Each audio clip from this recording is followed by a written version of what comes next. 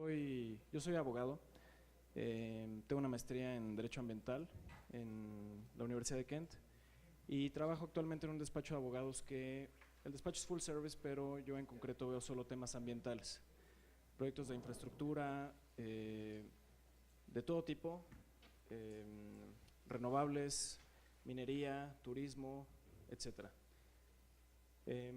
A diferencia de quizás mis colegas que me antecedieron, mi enfoque no va a ser quizá más bien va a ser muy práctico. Son esbozos desde mi humilde punto de vista como un operador jurídico que se dedica a estos temas, a temas ambientales y sociales que eventualmente impactan de alguna forma en el paisaje.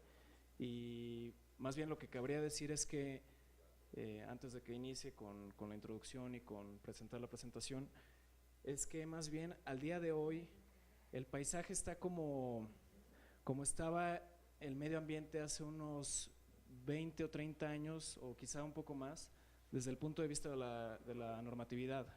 O sea, el paisaje está presente en la normatividad al día de hoy, pero como de forma sesgada, aislada, o sea, no es el centro de una normatividad integral, o sea, es más bien como algo que sí se considera por ahí en algunos ordenamientos que ahorita voy a citar, pero no es realmente como decimos los abogados, un bien jurídico tutelado.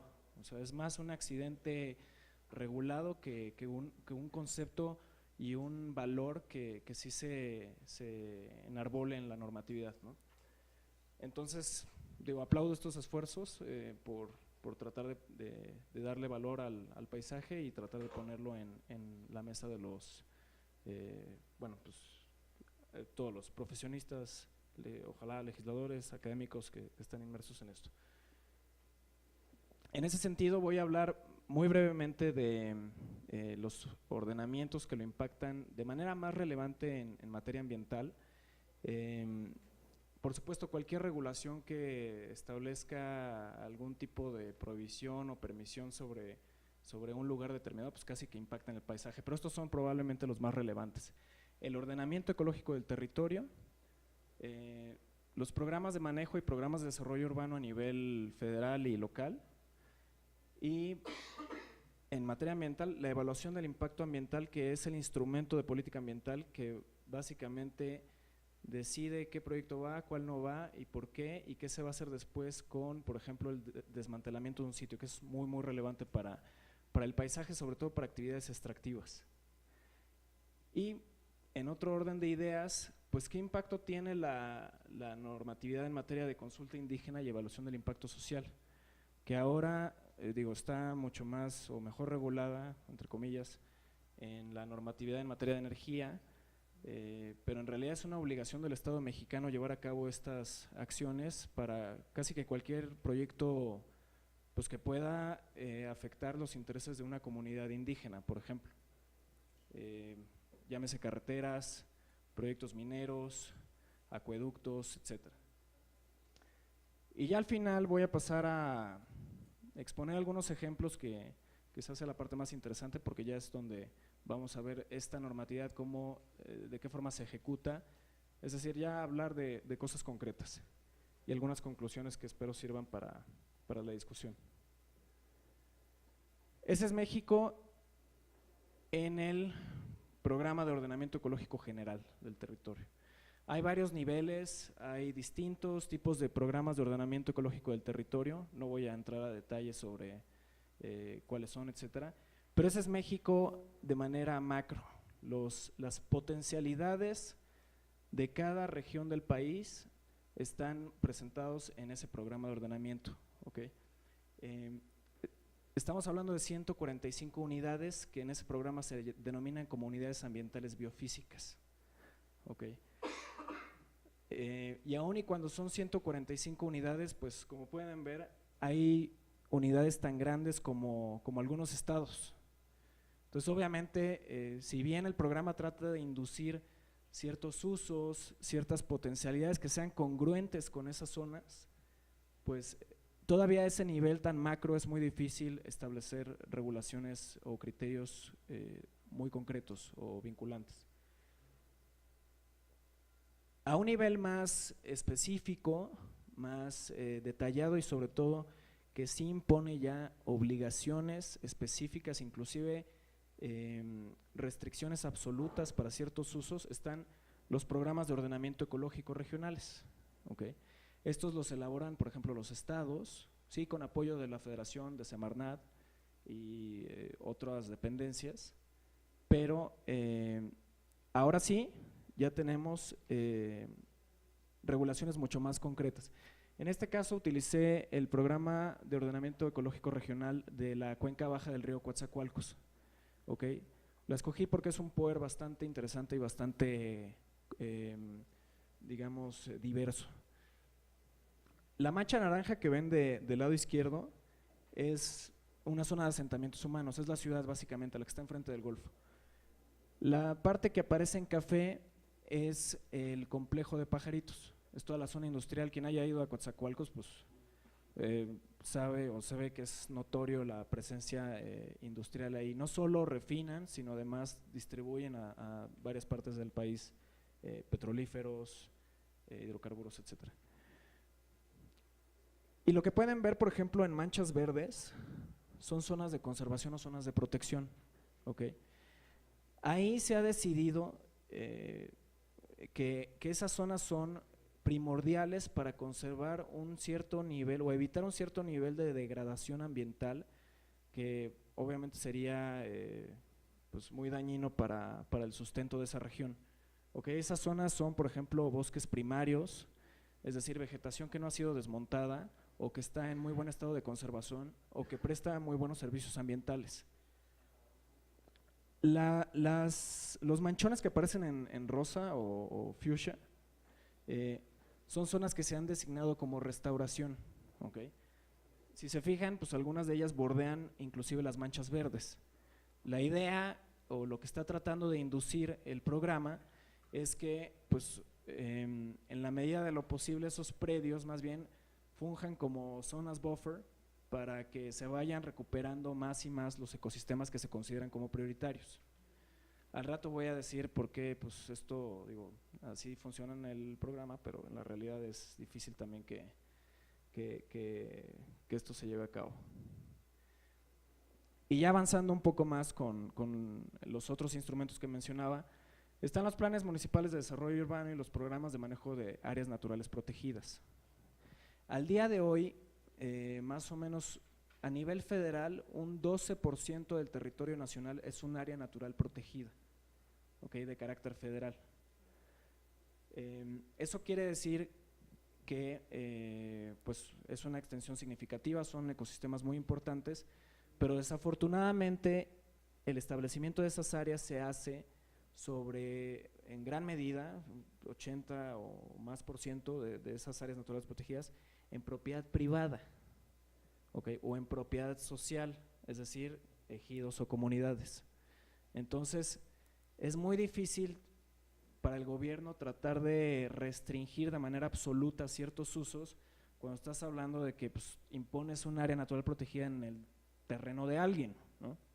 O en la propiedad de alguien. O sea, toda vez que el medio ambiente es un bien colectivo, es un beneficio colectivo conservarlo, pues sí resulta muy gravoso para una sola persona soportar la carga de no explotar ese predio. ¿Okay? Ejemplo, y de hecho ocurre un caso muy curioso en Valle de Bravo. En Valle de Bravo concurren dos, el Plan Municipal de Desarrollo Urbano y el decreto de área natural protegida de esa zona que funciona como una especie de receptor de recursos hidráulicos para el Valle de México. ¿Okay?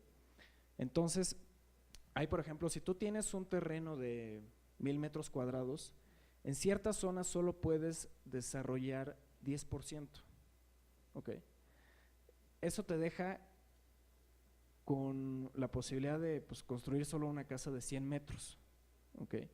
Y la idea, por supuesto, es pues, preservar el entorno. Entonces, eso induce a que los desarrollos que se vayan a hacer nuevos, por supuesto, pues consoliden tierras, ¿no? Consoliden tierras y así obtengan, digamos, una masa de tierra suficiente para levantar un hotel o para hacer cualquier otro desarrollo. Ese es un ejemplo. Y de nuevo, concerniente al paisaje, pues el paisaje no tiene un papel preponderante en estos ordenamientos, ni en los programas de ordenamiento ecológico regionales, aunque se mencione que las autoridades procurarán una ordenación adecuada del paisaje, etcétera. No hay una obligación todavía concreta con respecto al paisaje o una medida con la cual decir, bueno, un proyecto es aceptable en términos paisajísticos por esto o por aquello. Simplemente es un concepto muy etéreo que está en los programas, pero que todavía no tiene digamos, una medida con la cual evaluarse o un parámetro, que de suyo es difícil por el mismo concepto de paisaje. En las áreas naturales protegidas, por ejemplo, el criterio para establecerlas es o que sean sitios que no han sido significativamente alterados, o que, dada su importancia, y aún habiendo sido alterados, pues sea muy importante revertir su estado de conservación y mejorarlo, ¿ok? De nuevo, no hay ninguna consideración con respecto al paisaje, puede ser un paisaje hermoso, pristino, etcétera, pero si no cumple con esto, no se hace, o si no se vuelve relevante para esos efectos, pues no se protege como área natural protegida. Y finalmente, la evaluación del impacto ambiental. La evaluación del impacto ambiental lo que hace es evaluar todos los impactos potenciales de un proyecto desde cualquier punto de vista, es decir, cuánta agua consume y cómo, de dónde, fuentes de abastecimiento, qué emisiones va a tener en términos de residuos, en términos de emisiones a la atmósfera, etcétera, etcétera, ¿ok? Y todas esas emisiones e impactos deben estar previstos o permitidos en las leyes que resulten aplicables. Ese es básicamente el ejercicio de la evaluación de impacto. Si la Semarnat, en el caso federal, tiene la discreción de establecer obligaciones adicionales, y esa es la virtud del instrumento, en realidad. No solo es hacer check a un proyecto y decir, bueno, si cumple o no cumple, sino también que la autoridad trate de hacer que el particular vaya más allá y le imponga obligaciones que de alguna manera coadyuven a preservar el medio ambiente.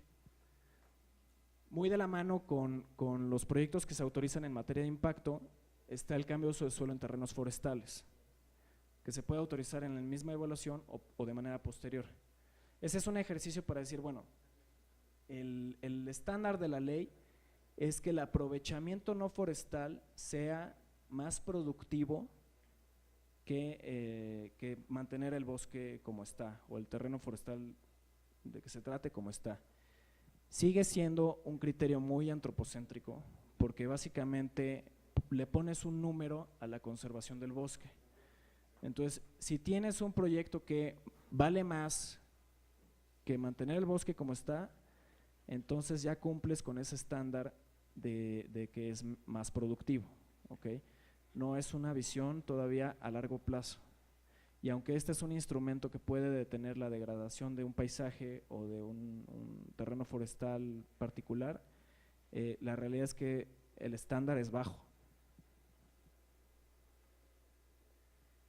Y como decía, ya hablando en materia ya no en materia ambiental, sino en materia social, está pues la normatividad que pudiera representar una forma de gestión del paisaje, por lo menos arqueológico, histórico, que es la Ley Federal sobre Monumentos y Zonas Arqueológicas, artísticos e históricos. Básicamente impone una serie también de obligaciones a los particulares que desean establecerse en una zona, ya sea donde se sepa que hay elementos arqueológicos o donde se presuma su existencia, ¿ok? Como se imaginarán, hay zonas mucho más propensas que otras para recibir este dictamen. Por ejemplo, prácticamente cualquier proyecto en Yucatán requiere un visto bueno en este sentido, ¿no? Ocurre lo mismo en otras zonas del altiplano, no así en el norte del país. Y de manera muy relevante, la consulta pública indígena y previamente una evaluación de impacto social por parte del gobierno. Primeramente, la evaluación de impacto social la tiene que hacer cualquier desarrollador que pretenda desplantar un proyecto que pueda afectar intereses de comunidades, ya sean indígenas o no, o sea, eso ya es de cajón. Y la consulta pública indígena se detona cuando puede haber un proyecto que afecte los intereses de los pueblos o comunidades indígenas, ¿ok? Pero aquí sí sugeriría tener, digamos, un criterio muy amplio, porque no solo, imagínense, desplazamientos de comunidades por un proyecto hidroeléctrico, por ejemplo, que es bastante invasivo, que requiere mucho terreno, o un proyecto minero, sino cualquier tipo de proyecto que pueda afectar, por ejemplo, sus rutas de peregrinación, sitios sagrados, cualquier otro elemento que sea parte de su cosmovisión, de su forma de vida, etcétera. Todo eso puede detonar una consulta pública indígena. Y eso, de hecho, desde que se ratificó el convenio, Salinas lo ratificó en el 92, y apenas la Suprema Corte nos recordó hace pocos años, con el caso del Acueducto Independencia, que el Estado mexicano está obligado a llevar a cabo estas consultas. Inclusive le anuló una autorización a Conagua porque pretendía construir un ducto, un acueducto, que le quitaba agua al río Yaqui y lo llevaba a la ciudad de Hermosillo, donde tienen severos problemas de abastecimiento de agua, ¿okay? Por supuesto no hizo consulta pública indígena, los yaquis demandaron a través de varias organizaciones y consiguieron la anulación de ese proyecto, o por lo menos la consulta indígena, para que se les planteara cómo iba a ser el proyecto, cómo los iba a afectar, cuáles iban a ser los beneficios que ellos iban a obtener con el proyecto en todo caso, etcétera. Entonces, eso de alguna forma también representa una forma de gestión del paisaje, ¿okay? De manera indirecta o accidental. Entonces ahora sí vamos a los ejemplos. Ese es el sitio La Muchatena del río San Pedro. El río San Pedro es un río que corre, es el séptimo más caudaloso de México y desemboca en Nayarit en marismas nacionales. Esa zona es una zona importantísima de manglares, de hecho es un humedal Ramsar. CFE pretende un proyecto hidroeléctrico en esa zona, y el proyecto pues prácticamente representa la generación de energía renovable para 500,000 personas, o sea, todo Nayarit todo Tepic estaría cubierto con ese proyecto. La cuestión es que, como buen proyecto hidroeléctrico y como acostumbramos países como México y Brasil, pues hacemos hidroeléctricas gigantes, ¿no?, que requieren mucho terreno y que requieren el desplazamiento de comunidades, e inclusive el diseño original del proyecto pues planteaba prácticamente ahogar la Muchatena, ¿okay?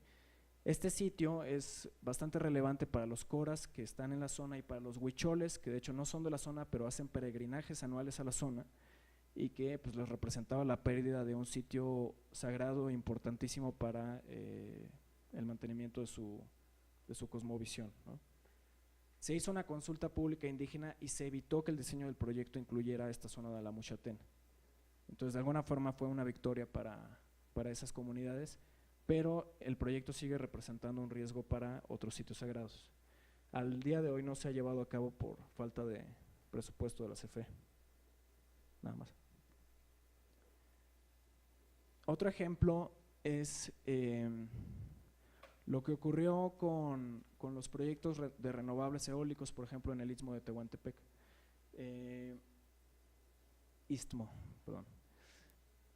Ahí lo que muchos pensaban en Semarnat es, bueno, pues un proyecto eólico pues es amigable, ¿no?, renovable, está a todo dar, ¿no? Entonces, la primera evaluación de impacto ambiental que aceptó fue una evaluación que los abogados ambientalistas denominamos como particular, ¿okay? Es decir, que no incluye una zona tan amplia de estudio, no se tienen que realizar tantos estudios para su presentación y aprobación, y bueno, es básicamente una evaluación un poco más light, digamos. Lo que ocurrió es que Semarnat en aquel momento no se imaginó el impacto que iba a tener la distribución o pululación de proyectos eólicos en esta región, ¿no?, en el Istmo. Entonces, básicamente, aceptando estas evaluaciones particulares, pues está obviando un poco el análisis macro de todos estos proyectos en la región, que por supuesto han cambiado por completo el paisaje. ¿Okay? También en términos ambientales ha sido bastante severo el impacto, porque el típico impacto de los proyectos eólicos son su impacto en las aves migratorias. ¿Okay? El istmo es prácticamente un embudo entre dos continentes, y ya se imaginarán qué pasa cuando a ese embudo le pones una sierra, ¿no? Y pues pasa lo que puede, ¿no?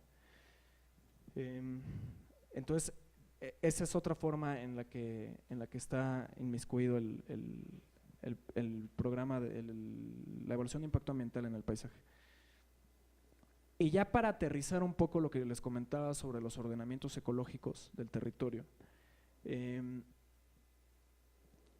como son programas los programas de manejo o los programas de ordenamiento ecológico que sí imponen obligaciones muy concretas a los desarrolladores, pueden ser la diferencia entre dejar una mina a tajo abierto o establecer medidas de restauración del sitio pues bastante importantes, ¿no? La verdad es que así como México es de diverso, también lo son los sitios en los que ponemos mucho más atención que otros.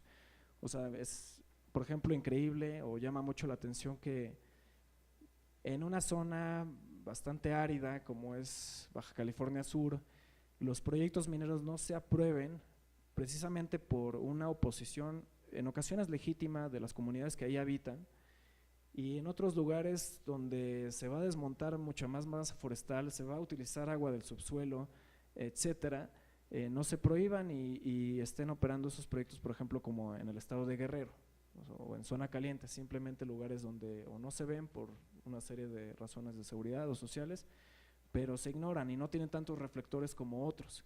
Entonces, que haya un ordenamiento ecológico del territorio que imponga, por ejemplo, la obligación de no modificar de manera significativa estructuras rocosas, así lo plantea, o no modificar gravemente o significativamente el paisaje. Es la diferencia entre tener un hoyo o esto, ¿no? O esto. Son sitios remediados, sitios mineros en Europa. Ambos tuvieron un programa de remediación y de cierre de planta y de desmantelamiento bastante serios, y son proyectos que al día de hoy se aprovechan. De nuevo volvemos al tema del cortoplacismo, o sea, se autoriza el cambio de uso de suelo en terrenos forestales para un proyecto minero que dura 10, 15, a lo mucho 20 años, ¿no? Pero no se imponen las suficientes obligaciones para devolver cierto valor al paisaje.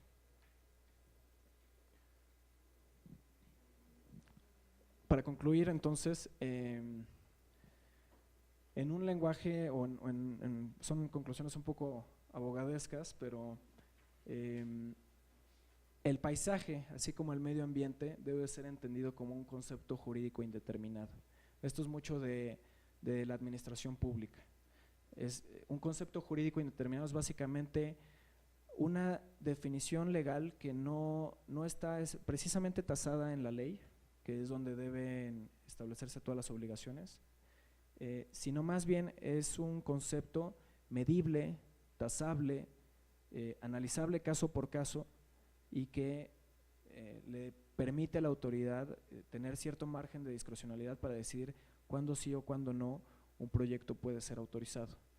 En ese sentido, sí, las obligaciones generales de protección, gestión y conservación del paisaje deben estar en una ley, pero ya las regulaciones mucho más puntillosas, estos parámetros de los que mencionaba, deben estar en reglamentos, en normas oficiales mexicanas que se puedan actualizar de tiempo en tiempo. De hecho, las NOMs por ley se tienen que revisar cada 5 años para evaluar su efectividad. Es ahí donde deben estar estos estándares que puedan cohesionar elementos culturales, ambientales y económicos en dicha normatividad para la evaluación caso por caso y aprobación de proyectos. Y sería todo. Nada más, sí, tengo un pequeño comercial que hacer. El despacho donde trabajo está haciendo trabajo pro bono para las víctimas las personas afectadas por el sismo. Tenemos un documento que es de bastante utilidad para estas personas en diversos rubros, aquellos que eran arrendadores o arrendatarios o tienen problemas ante compañías aseguradoras que no se quieren hacer responsables, y podemos presentar reclamaciones ante Conducef u otras instancias, inclusive ante la Procuraduría Ambiental y de Ordenamiento Territorial de la Ciudad de México, que bueno que ya no está Cancino aquí. Entonces, si quieren o si conocen a alguien que solo quiera tener más información al respecto, hay un brochure, y si necesita una asesoría más específica, pues también se pueden poner en contacto y con gusto los canalizamos. Sería todo. Gracias.